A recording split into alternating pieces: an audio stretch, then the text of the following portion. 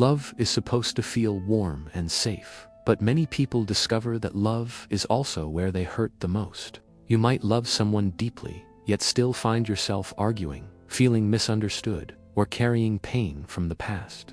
Today, I want to walk with you into a story that explains why this happens, why it feels so confusing, and how love can become a place of healing instead of a place of fear. Let's begin with something simple. When two people care about each other, they want the best, but inside every heart, there are old fears, old memories, and old patterns that we don't always see. These patterns come from childhood, from past relationships, and sometimes even from generations before us. They shape how we react, especially during conflict. Imagine two people standing in a room. Both love each other, both want peace, but each time one feels scared or pushed, their body reacts before their mind even understands why. The voice gets louder or quieter. The heart beats faster. The brain tries to protect them. This is where the arguments start, not because they don't love each other, but because their nervous systems are reacting to old hurt. This is why love feels so hard. We are not fighting our partner.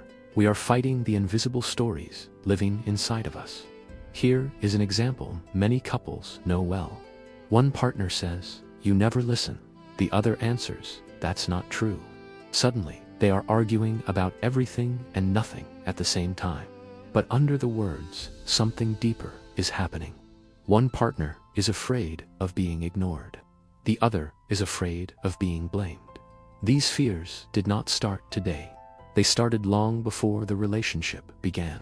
Over time, these reactions create what I call relationship momentum. It's like a habit of responding in the same painful ways. Even when the situation is small, the emotional reaction is big. It feels like replaying an old movie you didn't choose, but your body remembers. Many people blame their partners for this feeling, believing the other person must change first. But healing begins when we notice something important. We react because something inside of us is asking to heal. Every relationship becomes a mirror that shows us our inner wounds, and the closer we are to someone, the clearer that mirror becomes. Now, let's talk about something that surprises many people. Research shows that men and women often carry different kinds of deep emotional wounds. Women often carry fear of not being safe, not being heard, or not being enough. This comes from long histories of being silenced, abandoned, or mistreated across many generations. Even today, the numbers of emotional and physical harm against women remain high, and this creates a natural sense of caution. Men, on the other hand, often carry a heavy wound of not being enough. Many grew up watching their fathers being criticized, dismissed, or absent. Many learned early that they must be strong, provide everything, and never show weakness. When they fail, even a little, it feels like losing everything they care about. This pressure can be overwhelming and lonely. So when a woman feels unsafe, she tries to control her world to feel secure. When a man feels not enough, he pulls away, shuts down, or becomes defensive. These two patterns collide like waves, creating conflict that neither person wants. The truth is simple. Both people are hurting, both people are trying, and both people are reacting from old stories they did not choose. Relationships begin to heal when we understand this. Let me give you a picture. Imagine a hot potato. When one partner feels triggered, they throw their fear to the other, maybe through anger, blame, silence, or criticism. The other partner catches that fear, gets triggered too, and throws it back. Soon, the relationship becomes a back and forth of pain.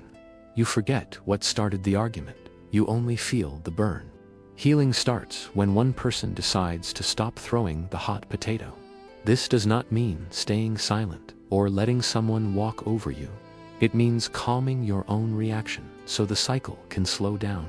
It means taking a deep breath and asking yourself, what am I really feeling right now? What story inside me is waking up? When you understand your own reaction, you don't pass it back. You gently set it down. This is what real strength looks like. Not fighting harder, but staying calm longer. Not proving your worth, but showing presence. Not trying to change your partner, but changing how you respond. When one person changes, the entire relationship shifts. Here is the beautiful part. Your partner will notice. When you stop feeding the argument, they begin to see their own reactions more clearly. Space opens in the relationship for honest talk, for listening, for comfort, and for real change. Sometimes one partner does not want to learn these things right away. That's okay. You can still grow. Growth is never wasted. Your peace becomes a lighthouse. People feel it. Sometimes they follow, sometimes they don't. But either way, your healing continues. Let's explore how healing happens inside you. We all carry beliefs like I'm not safe, I'm not enough, or people I love will hurt me. These beliefs were formed long before we knew how to protect ourselves. But we can change them now. When you question these beliefs gently, you break their power. When you breathe through your fear, instead of reacting with it, you build new emotional strength. This is why many people say love heals you. Love gives you a reason to try. Love motivates you to grow. Love challenges you to be kinder than your fear and stronger than your past. To build a healing relationship, you don't need perfection. You need presence. You need small, honest moments where you pause, breathe, and choose not to repeat the old story. Here is what this looks like in daily life. When your partner speaks with frustration, instead of reacting, you wonder, what pain is waking up in them right now? When you feel misunderstood, instead of exploding or shutting down, you say, I need a moment. My heart feels tight. I want to answer calmly. When you feel the urge to control, you soften and remind yourself, I am safe. I can breathe through this. When you feel the urge to withdraw, you remind yourself, I matter. My presence matters. Every small shift builds emotional strength. Over time, these small choices turn arguments into conversations, blame into understanding, and fear into trust. Let me share a practical truth. Relationships don't heal when one person fixes everything. They heal when both partners take responsibility for their own reactions. This means saying to yourself, my reaction is mine. It came from my past. I can learn from it. I can change how I show up. This is radical responsibility, and it is one of the most powerful tools you can use. Now, let's talk about something hopeful. Whenever you experience a deep emotional challenge, fear, betrayal, insecurity, your body and mind also create the opposite possibility. When you feel unsafe, you create the desire for safety. When you feel not enough, you create the desire for self-worth. When you feel abandoned, you create the desire for connection. These desires become new paths for healing.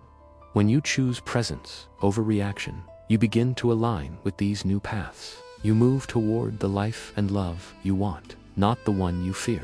At the end of the day, love is not about winning arguments. Love is not about controlling outcomes. Love is not about proving who is right and who is wrong. Love is a practice, a daily choice to show up with presence, patience, and kindness, even when fear tries to take over. It is choosing to pause instead of push, to listen instead of blame, to set the hot potato down instead of throwing it. Your relationship, whether you are in one now or the next one you will have, can become a place where both hearts grow stronger, a place where old wounds begin to soften, a place where two people learn to meet fear with gentleness and pain with care. This is how love becomes the path to your healing. Before we close, I want you to think about one question. What would change in your life if you stopped reacting from old pain and started responding with presence? Think about it gently. The answer will guide you. And if you're still watching, thank you for being here. You are doing the courageous work of understanding yourself, and that work always matters. If this story helped you see love in a new way, don't forget to subscribe for more stories that help you grow, heal, and understand your own heart. Until next time, keep choosing presence, keep choosing patience, and keep choosing love.